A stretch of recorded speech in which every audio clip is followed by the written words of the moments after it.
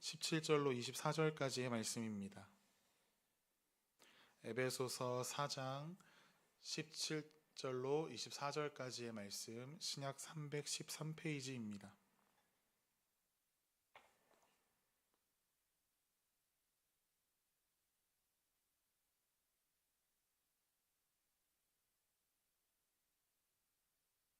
에베소서 4장 17절에서 24절까지의 말씀, 저 여러분이 한 절씩 교독하도록 하겠습니다.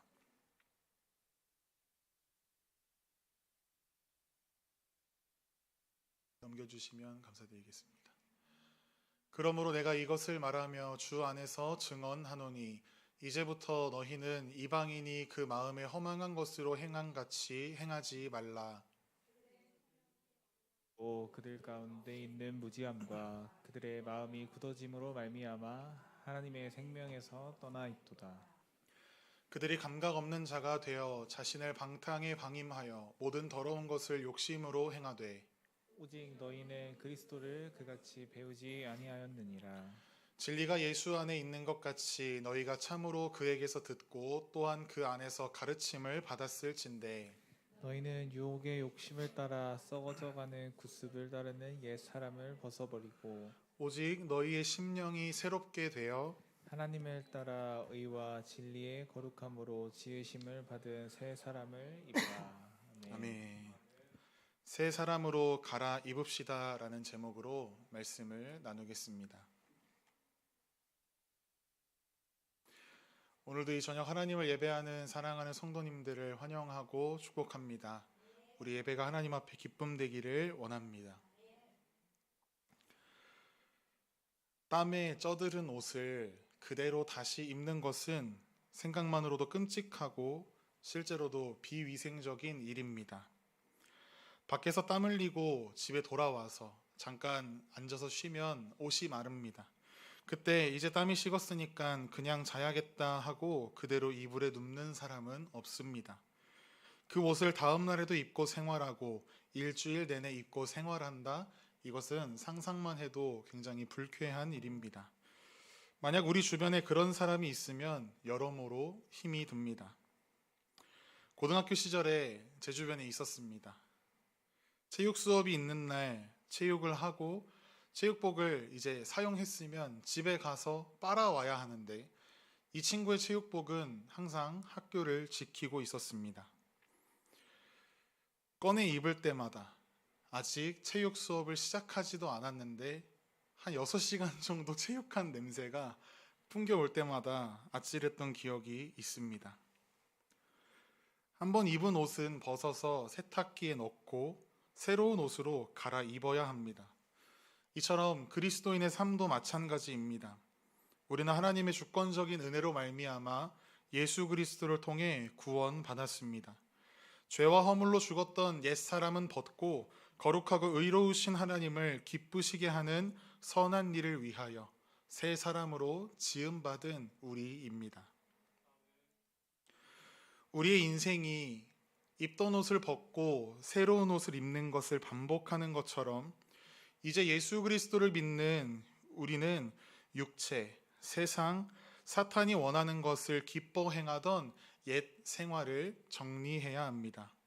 그리고 이제는 하나님께서 기뻐하시는 뜻대로 행하는 새로운 삶을 입어야 합니다. 이 두 과정은 우리가 다시 오실 예수 그리스도를 만나는 그날까지 계속해서 실천해야 하는 복음에 합당한 삶입니다. 이러한 삶을 우리가 조금 어려운 말로 성화라고 이야기합니다. 그런데 간혹 가다 보면 이 성화에 대해서 오해하는 사람들이 있습니다. 거룩한 삶을 살아가는 것을 선택사항으로 생각하는 이들이 있습니다. 하나님께서 기뻐하시는 삶으로 살아가는 것을 옵션으로 생각하는 사람들이 있다라는 이야기입니다. 머리로는 분명 하나님의 부르심에 합당한 삶을 살아야지라고 동의하지만 실질적 삶의 실천은 거부합니다. 하지만 성화는 우리가 하고 안 하고를 선택할 수 있는 것이 결코 아닙니다. 성화는 하나님의 명령입니다. 오늘 본문을 시작하면서 사도 바울은 내가 이것을 너희에게 말한다 라고 하면서 강력하게 말합니다. 이 가르침은 사도 바울 자신의 가르침이 아니라 주 안에서 증언하노니, 즉 예수 그리스도의 권위로 선포하고 있습니다. 너무나 당연한 이야기이죠. 새로운 신분을 갖게 된 사람은 그에 맞는 옷을 입어야 한다는 것 말입니다. 하지만 세상에 많은 그리스도인들 자신이 두 개의 신분을 가졌다라고 생각합니다.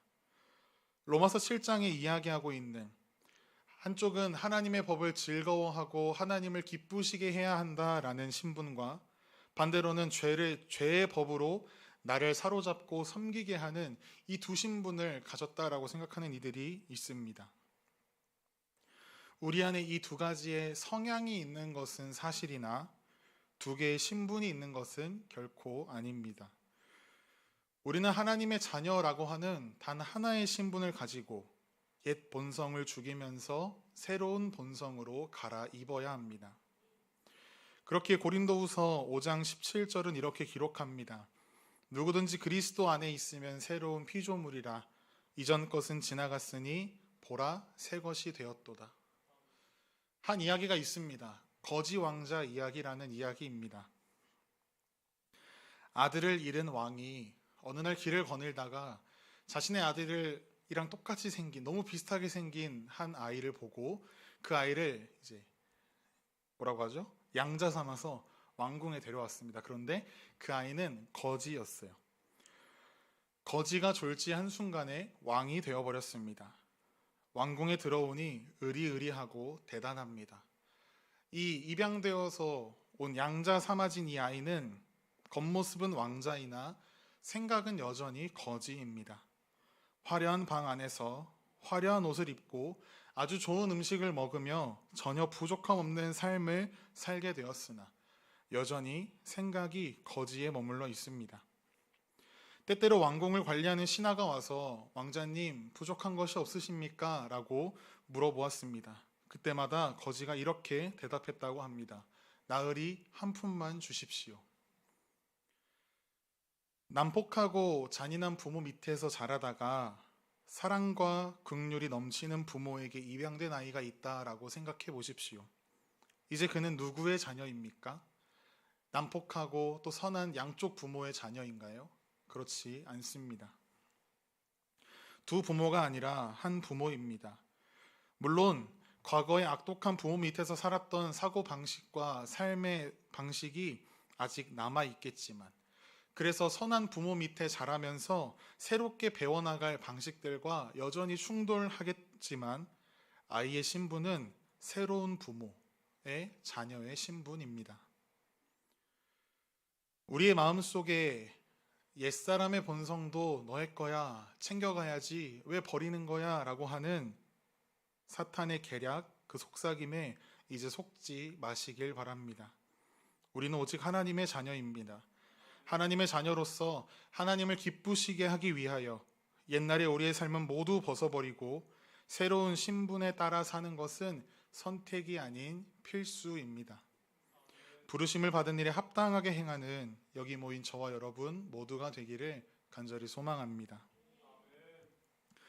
제가 아까 서론에 체육복을 빨지 않고 계속 입었던 친구 진짜 있었거든요. 제가 이름을 밝힐 수는 없지만 그 친구가 왜 그렇게 행동했을까요? 그 친구의 입장이 되어 보실래요? 왜 그렇게 행동했을까요? 그쵸? 아무리 생각해도 우리에게는 마땅한 이유가 떠오르지 않지만 귀찮아서일까? 그것도 아닐 것 같아요. 왜냐하면 냄새가 너무 심했거든요. 이유는 땀에 쩔어 있는 그 냄새를 맡고서도 그 친구는 이 정도면 괜찮지 않나? 라는 생각을 했기 때문이 아닐까라고 생각했습니다. 그렇기에 그 옷을 빨지 않았던 것입니다. 마찬가지로요. 옛사람의 우리의 삶의 그 모습들을 무난했다, 괜찮았다 라고 보는 그리스도인들은 애써서 그 삶을 벗어내려고 하지 않습니다. 그래서 사도 바울은 옛사람의 그 삶이 얼마나 더럽고 냄새나는 삶인가, 오늘 본문 17절에서 19절을 걸쳐서 설명합니다. 옛사람의 냄새는 더럽고 썩은 내가 난다. 그리 나쁘지 않은데가 아니라 치명적인 나쁜 상태입니다. 그 지독한 냄새를 우리가 제대로 맡아야 합니다. 그래야만 그 옷을 벗어낼 수 있습니다. 오늘 본문에서 사도 바울은 이방인과 같이 행하지 말라라고 기록하고 있는데요. 오늘 본문 17절에서 19절 말씀을 우리가 다시 한번 읽도록 하겠습니다. 시작. 그러므로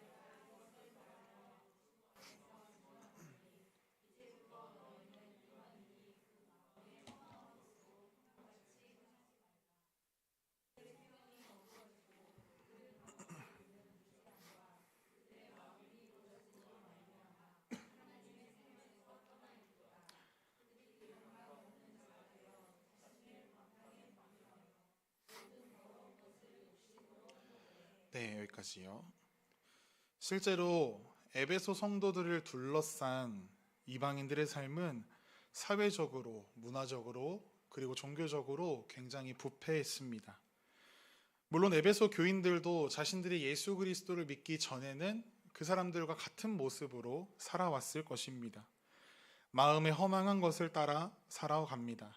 총명이 어두워져서 옳고 그름을 판단치 못합니다. 무지함으로 말미암아 감각 없는 자가 되어 더러운 죄악을 행하면서도 그게 죄인지를 모르는 삶을 살아갑니다. 사도 바울은 이러한 이들을 가리켜 하나님의 생명에서 떠난 자들, 즉 영적으로 죽은 자들이라고 표현하고 있습니다. 옛 삶은 아무리 무난해 보여도 기본적으로 하나님을 부정하는 생각, 하나님께 반항하는 의지, 하나님의 뜻에 반역하는 행위가 담겨 있습니다.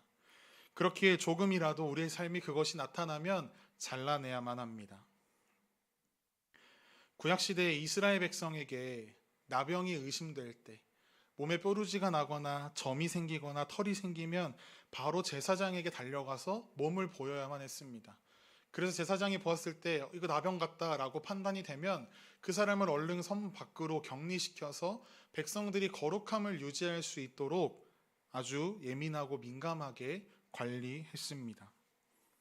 이것처럼 여러분의 삶에서 옛 삶의 냄새가 조금이라도 올라온다면, 옛 삶의 모습들이 조금이라도 비집고 나타난다면 바로 우리는 예수 그리스도께로 달려가야 합니다. 죄를 고백하고 회개해야 합니다. 그럴 때 우리는 우리를 모든 불의에서 깨끗게 하시는 예수 그리스도의 은혜와 사랑을 경험하게 될 것입니다.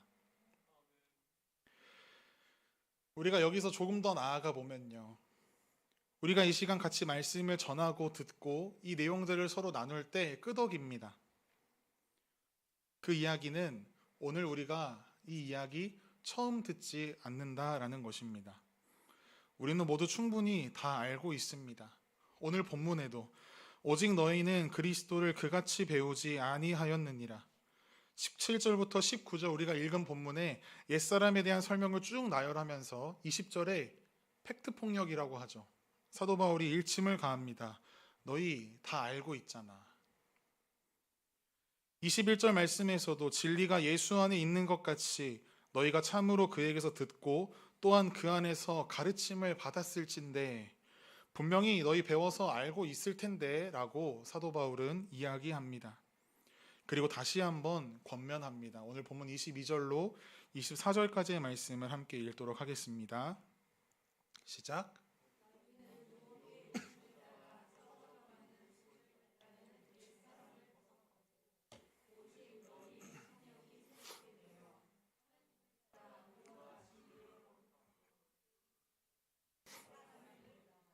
아멘. 옛삶을 버리고 새로운 삶을 살아라 라는 가르침. 교회를 다니는 우리 그리스도인이라면 누구나 한 번쯤 들어봤을 이야기입니다. 체계적으로 훈련을 통해서 배운 이들도 있습니다. 그래서 우리는 어떻게 생각합니까? 나는 이미 충분히 잘 알고 있어 라고 생각합니다. 그런데 이것이 성화에 있어서 큰 걸림돌이 됩니다.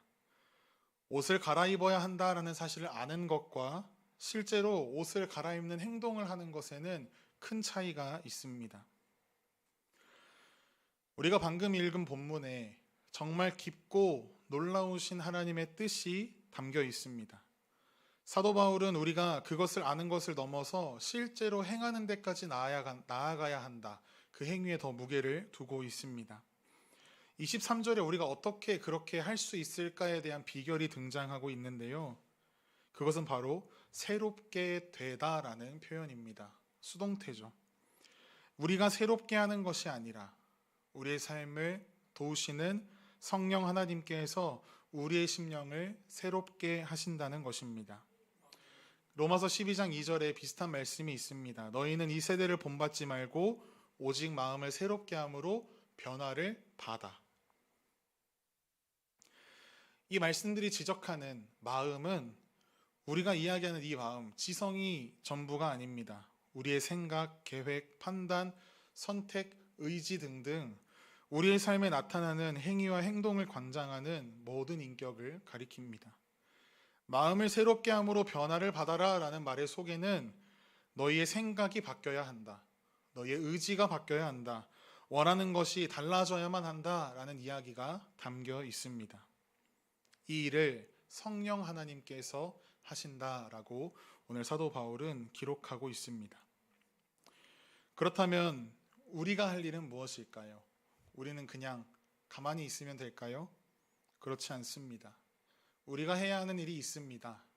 협조. 성령 하나님께서 하시는 일에 우리는 전적으로 협력해야 합니다. 사도 바울은 빌립보서에서 이렇게 이야기합니다. 너희 안에서 행하시는 이는 하나님이시니. 누가 행하신다고요? 하나님께서 행하신다고요.